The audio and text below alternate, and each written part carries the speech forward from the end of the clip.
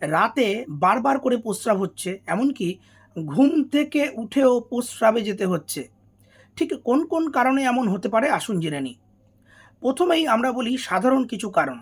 যেমন ধরুন, আপনি ঘুমোতে যাওয়ার আগে প্রচুর পরিমাণে জল খেলেন, মদ খেলেন, বা সন্ধ্যের পরে আপনি কফি খেলেন বা কফি আছে এমন কোনো প্রোডাক্ট খেলেন।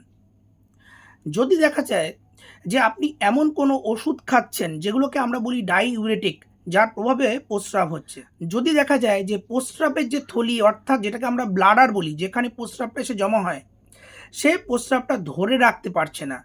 যদি সেখানে দেখা যায় যে সংক্রমণ লেগে গেছে, তার জন্য হতে পারে। কোনো কারণে দেখা গেল ইনফ্লামেশন বা প্রদাহ লেগে গেছে। কোনো কারণে দেখা গেল কোনো অবস্ট্রাকশন হলো।